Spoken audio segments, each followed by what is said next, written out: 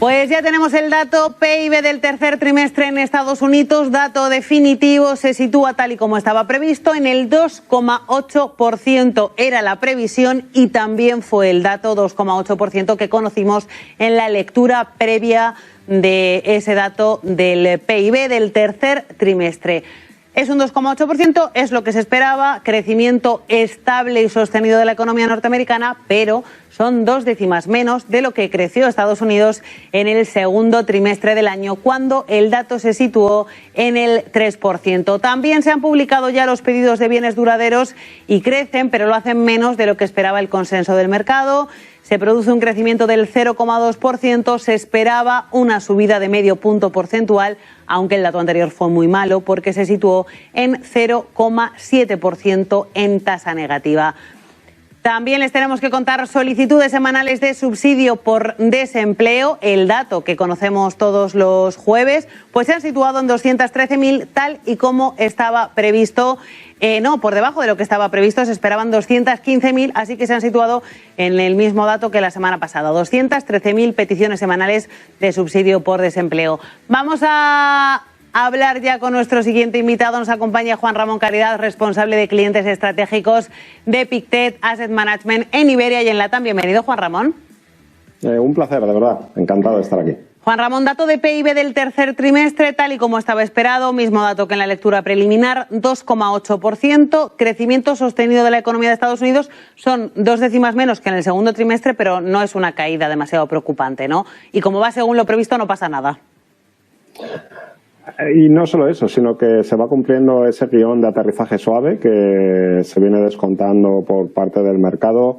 Venimos de unos datos que han sorprendido al alza en cuanto a lo que son ventas minoristas. Ahora va a ser fundamental ya no solo Black Friday, sino lo que ocurra en noviembre, diciembre, que será un dato comparado con ejercicios anteriores más moderado, pero que sigue siendo buenos datos de consumo por comparables en el entorno al 3%, y la producción industrial es la que va goteando con una tendencia bajista para ir situándonos hacia un punto que yo creo que es muy importante, y es empezar a tener más visibilidad sobre lo que van a ser las expectativas de crecimiento para 2025, donde tenemos, por un lado, cuánto el señor Trump aplique en aranceles y en inmigración, que si ajustamos por el 50% de lo prometido, ahí va a drenar de crecimiento entre el 0,7 y 1,5 puntos, y luego lo que puede estimular la economía por el lado de desregulación o de bajada de impuestos, que ahí va a servir de un empujoncito positivo del entorno a 0,5.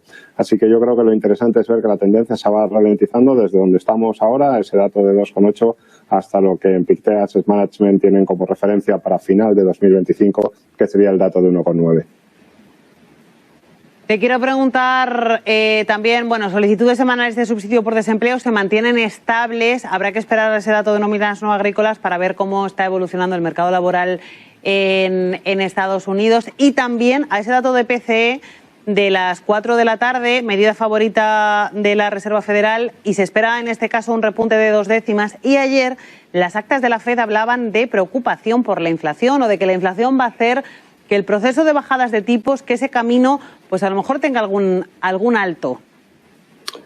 Lo están descontando ya. Si uno se fija en las expectativas de inflación, el break-even a 2 años o el break-even a 10 años, que es más sensible, ya se está viendo en las últimas semanas ese repunte de expectativas de inflación que se va a ir muy probablemente, obviamente, materializando en el dato que bien comentas, y que también va a ser una tendencia no exageradamente alcista, pero sí que es verdad que por eso yo creo que ha sido importante el nombramiento de Bessent, quien va a ser el secretario del Tesoro americano, que le dé una estabilidad, y será uno de los caballos de batalla que seguiremos teniendo que mirar muy de cerca, porque es verdad que ese repunte de inflación, esperemos que hasta niveles del 2,5, que no se nos descontrole, pero será uno de los grandes temas con un nuevo gobierno que tiene un punto de más inflacionista de lo que hemos estado acostumbrados los últimos trimestres.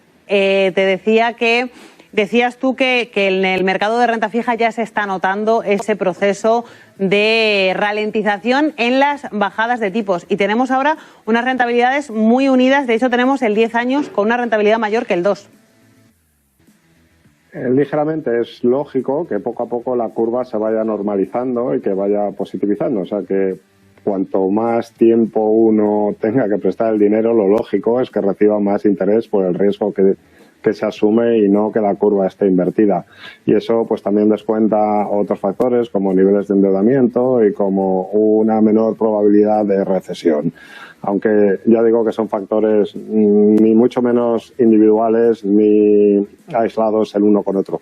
Pero sí, yo creo que lo que es importante es que se descuentan expectativas de inflación un poco al alza, pero que empezamos a tener una cierta estabilidad de tipos de interés que es muy benigna en un entorno donde además los balances de las compañías siguen siendo muy sólidos y tienen un margen todavía para poder afrontar esa ralentización de una manera que nosotros como inversores, tanto en la parte de renta fija como en renta variable, pues no se genere un exceso de volatilidad y tengamos cuanto menos un cierre de año y un comienzo con las grandes variables macro en un entorno de estabilidad. Juan Ramón, y te quiero preguntar también por los días a los que nos enfrentamos. Nos enfrentamos a la época de mayor consumo estadounidense, tenemos Black Friday, tenemos Acción de Gracias y tenemos la Navidad por delante. Venimos de esa temporada de temporales, valga la redundancia, que tanto afectó al mercado laboral norteamericano. Así que se vienen unas semanas muy importantes antes de la llegada de Donald Trump a la Casa Blanca. Sí, ahí va a depender muy mucho con respecto a qué nos comparemos. Expectativas de consumo para los dos últimos meses del año van a estar crecimientos en torno al 2,8, 3%. Si comparamos con los crecimientos que se vivían justo en el año pospandemia, 2021, que estaban al 10%, o los que hemos tenido en esta franja del año en los últimos dos ejercicios, 3,5, 4%, puede uno mirar el vaso medio vacío, diciendo 2,8 marca una tendencia menos exuberante que los últimos años, pero yo creo que el mensaje es de un consumo saludable, razonable, una fortaleza significativa. Que el mercado laboral vaya poco a poco relajándose ayudará a que la inflación no se descontrole, pero también es verdad con el dato que has manifestado, pues que todavía sigue habiendo cierta rigidez en el mercado laboral, así que será algo a lo que haya que ir mirando. Pero por centrarme en tu pregunta, expectativa de aquí a que entre el señor Trump en la Casa Blanca, un dato de comercio, un dato de consumo minorista bastante saludable. Pues Juan Ramón Caridad, responsable de clientes estratégicos de Pictet Asset Management en Iberia y en LATAM, muchísimas gracias. Un placer, a vosotros.